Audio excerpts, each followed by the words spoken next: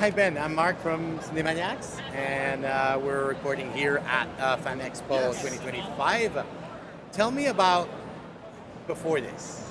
You've worked on several production, not like what is it exactly? Yeah, worked on the Hobbit films out of college. Worked on Elysium, Chappie, Amazing Spider-Man 2. Worked on Valerian with Luc Besson, and worked on a lot of Call of Duties, Advanced Warfare, Black Ops 3 and 4, and then That's more video games. yeah, and most recently Haloinfinite, and yeah. And we see worked on what storyboards or imagining, concept or design, like world building. So like on Elysium, I helped Neil. He came to us with like basically an outline of the basic idea of the movie you want to make, and then we just started designing robots, designing the world, designing props, designing everything while he was writing a script. And then once he finished the script, we illustrated every moment from the story and refined the designs he liked even more so they could be built, and then helped VFX artists to finalize all the sets and things.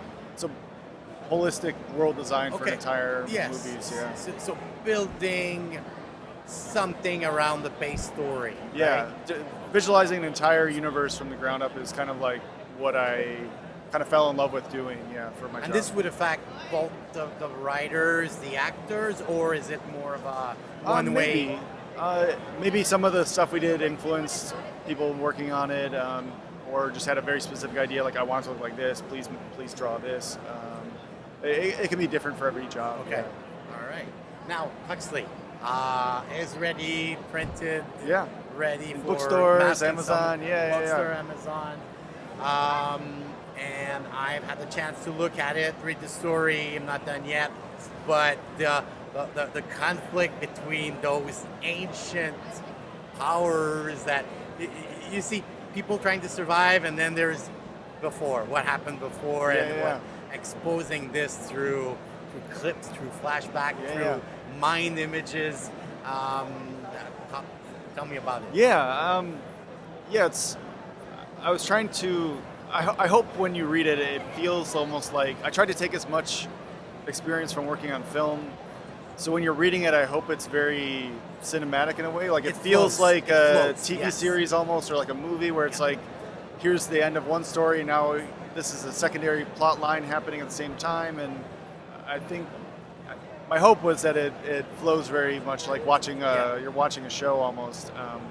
And so a lot of that, it'd be great to tell this part in flashbacks. I want people to have a bit more information about Huxley and who he really is and what he really is, and just finding the best ways to have side plots, flashbacks, some things where they're going into Huxley's mind to repair some memories, making that very almost mythological or surreal instead of just being technical or something.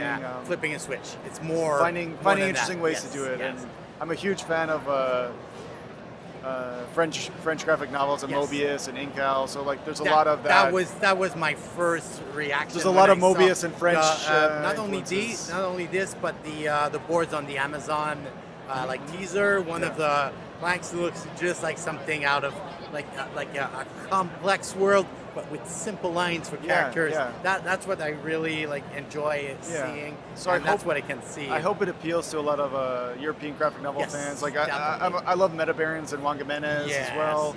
And also I devoured the series 3 years and ago. on a Japanese side, I'm a huge fan of like Akira and Ghost in the Shell and all of Miyazaki's movies. I'm a huge fan. So it's a big melting pot of all my influences. So one thing I noticed is that we see the story through the eyes of the two scavengers, and that reminds me of like Kurosawa, Hidden Fortress, or Star Wars, if we want to, seeing the story unfold through the eyes of two droids. There's ancient history, there's ancient evil, ancient good, or heroes, or definitely this is the vibe I'm getting from this.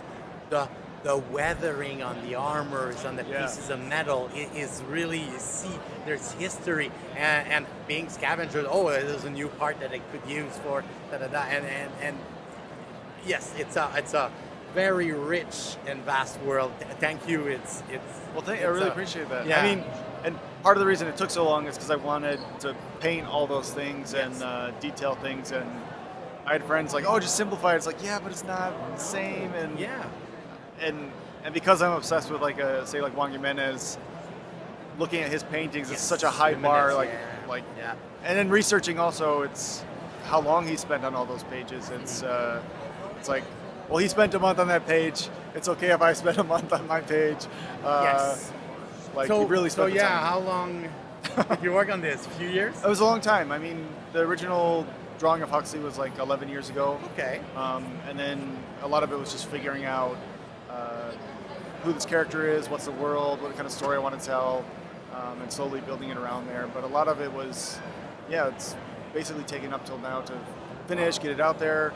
But because it took so long, even just to get it published, the next book is finished, and the book after that is almost done. Okay. So what's next for Huxley? It's a prequel called Oracle, but it's a bit more of a almost like Simon Stålenhag format, like a bigger picture storybook, but also more of a team effort with some other artists that I work with. So it doesn't take another 10 years to read the next. No, and sometimes when you take several artists to, you're doing backgrounds, you're doing this city, you're doing that, you can feel the art style from different people. But like this, it shows that it's a project. It's one coherent. Like, it's still my characters and my stories and designs, but just other artists helping illustrate the story moments and things. But what was I gonna say? Like I really wanted the first one to be all me, so I feel like I got that out of my system. Like the pure expression, the pure vision of my thing is there. And after that, I'm okay with it not all being me. But long term, we basically have a trilogy of stories planned out. And after that, it would be nice to plan out another one that's just all me again. But it's such a huge time commitment. I'm about halfway through where he launches a harpoon at the escaping. That's a first big action. Well, there's a fight in the previous, but that's the first spaceship action, pew pew and all that. So no, it's really awesome. Gripping, really moving, as you said, cinematic, moving fast. 6 seasons in the movie. 6 seasons in the movie for the world. That's what I wish for you. Oh, yes. Just like Community, they were saying, 6 seasons in the movie. Right. I would see it for this kind of world. To, this kind of art, and these characters too, moving forward and developing. I can't wait to see the prequel, what happened before. Well, a lot of it's focusing on, it's interesting because everyone loves different things. One person loved Huxley's story way more than anything else, and he's like, I don't really care about these characters. And other people are like, I love these characters. Why did you switch to Huxley's story at this point? And it's like, but the next book is maybe 30 to 40 years before this. And centers around Max, the older soldier that we find, and kind of gets into how humans exist in this world, how they join the army, and how they're part of this bigger war society before everything kind of crumbles and the world is where the world's a little more messed up by this point. You get a glimpse of different technology, different feelings, and that's what it's deep, and that's what I really enjoy, and I hope people enjoy discovering this. Thank you. Thank you so much. But I think if there are some European graphic novel fans, it's a very the format though. The format is less than BPD française, maybe by the thickness. It's not like